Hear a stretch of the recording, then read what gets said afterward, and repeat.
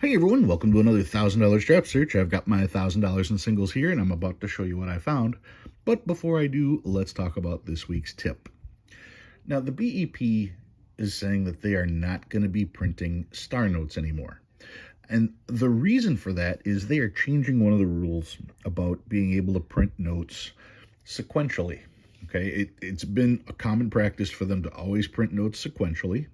And what that means is that when they print the notes, when you get a strap, whatever the number is here will end in 01, and the next note will be 02, 03, until you get down to the bottom, which will end in 00. And by doing that, they can keep track of the notes. They also know that nobody has gone through and stolen a note out from the middle or whatever. But the problem is what happens when there's a mistake. When there's a mistake, they pull out the note with the mistake, and then they would insert a star note as a replacement note that assures that 01 is on the top and 00 is on the bottom. And the only thing that would be different is that one particular star note. So, like I said, with them changing the rule as far as consecutive notes, they no longer have to print star notes, which means that's a whole batch of notes that don't have to get printed. They can simply pull out the bad notes and they don't have to replace anything. So that is going to create a lot more demand on the current star notes that are out there. The current star notes don't have a whole lot of value, and I'm not even saying that current star notes are going to have a whole lot of value, but the fact that star notes could be going away is certainly going to increase the value of the older star notes. If you've got star notes from anything from 1950 on back, I would assume that those are going to be just skyrocketing in value, especially if you've got star notes from the large size notes. Those are extremely hard to come by already. But all of this has created interest in the stars. So I foresee star notes becoming a really big thing, and I've picked up a couple. And I may be sharing them with you guys in auctions as well, because I've gotten some for me and, well, some for you guys. Anyway, one other thing, if they decide that, well, not if, but since the notes don't have to be sequential, people have also been making a big deal about finding sequential notes. And to be honest, I still believe the notes are going to come sequential, but there may be one or two notes missing from that strap. And that doesn't even mean every strap. I don't think that they're going to start printing notes with just random numbers, because that really doesn't make sense as far as part of the printing process goes. So finding sequential notes is still going to be fairly easy. I don't see the demand for sequentials going up. But stars, yeah, that's a whole other story. All right, let's get these out of the way and take a look at what I found this week. Found an error.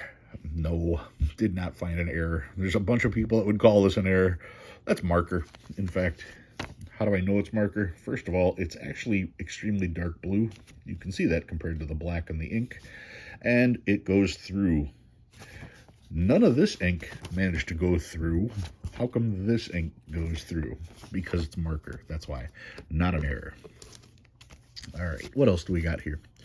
Let's see. This is a trinary, 06s and 8s. 3s, 5s, and 8s on this one. 2s, 4s, and 7s. 2s, 3s, and 9s. 0s, 1s, and 6s. And we've got quad 2s on this note. Quad 5s with a 5th. And some stars. 2017 star. Checking to see if they're filled. Another 2017 star. 2017, pretty rough shape.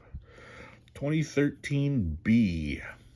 The thing is this is not in the range. The range for the duplicate series would be 032 all the way up to 096. So this one is lower than that, so it's not part of the duplicate range. 2013, this one's from H. And then some older notes, 2003A with writing on it, so that's going to go away. 2003A, also rough shape. That one's a little brighter. This one's real good for a 2003. Nice color on that. Another 2003 in decent shape. 2003, 2001, another 2001. And another, and another. 1999, another 99, 1995, 1995, 1993. These are really tough to come by now. 1988, 1981A. Too bad about the stain because the paper quality is good. And the oldest note was a 1963A. So that's kind of cool, finding a note that old in circulation. All right, so what did I pull out this week? Well, talking about stars, I found, or I was able to pick up this one here. This, check this out, is a series of 1928. You know that because it's got the numeral here. It's got 3 instead of the letter C. If we look, this one is from Philadelphia, Pennsylvania. It's cool because it's got the redeemable in gold on demand, which sounds like a big deal, but in all reality, all notes were redeemable in gold. Kind of like today, because if you have any notes, that's what you're going to use to purchase gold. Anyway, these were actually backed by, I think, 40% gold, if I remember right. Even though it's not a gold certificate, all of our Federal Reserve notes were backed by gold. But the thing is that this is a star note. Now, not only is this a star note, but the star notes back then, you have to understand first and foremost, this is the 1928 note, which is the first series that actually had this particular size. Most of the notes, or all the notes prior to this, were the large size notes. This was the first year they cut it down to the small size notes. And the stars themselves were actually huge and filled in. They were all solid stars. That's the way they were, compared to, let's see, here's one. Here's compared to what we've got here. You can see how small, and yet even though they're smaller, they're hollow. All right, but what do we know about stars? We know that the star notes were printed first because they had to have these on hand for when there were mistakes made. That way they could pull out the mistake and replace it with the star. So all star notes generally are the first prints, okay? So you've got a star note, which would be one of the first prints of the 1928 series, which is the first print of this type of Federal Reserve note. So that is cool on top of cool. The other thing is saving star notes wasn't really a big thing. People didn't go through and save particular notes. So there aren't a whole lot of these that have survived. I don't have information on the survival rate of these, but I do know that there weren't many printed to begin with, so the total survival rate is pretty slim. Let's take a look at the back of this one. Yeah, it's not perfect, but I'd still say this is probably around a 20 without a problem. Looking at the condition here, just really cool how deep green the serial number and the seals are on this. And I picked this one up at a pretty good price, so you're probably going to see it in the auction. But let's take a look at what the big book has to say. Here we go. All issues with the bust of Abraham Lincoln. There is the 1928 series of 1928 $5 Federal Reserve.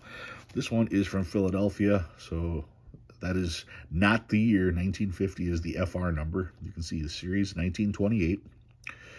C with a star from Philadelphia.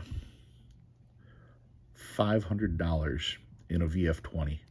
$2,000 as a choice uncirculated. But mine, no, this one is much closer to that VF20. So you're talking the $500 range for this particular note. Now remember the significance of this note. It is the first series of the 1928s where they reduced the size of the notes, and it's a star, so it was one of the first printed overall. So that's just a cool star note to have, no doubt about it. All right, so if you learned anything new this week, go ahead and hit that like button. If you like what you see and you want to see more, please subscribe. I love reading all your comments. Guys, thanks for watching. Maybe this one's going to turn up in an auction real soon. You never know, because I got it for a good price. So it could be looking for a new home fairly soon. There's Abe once more. All right, guys, once again, thanks for watching. And again, I will see you next week.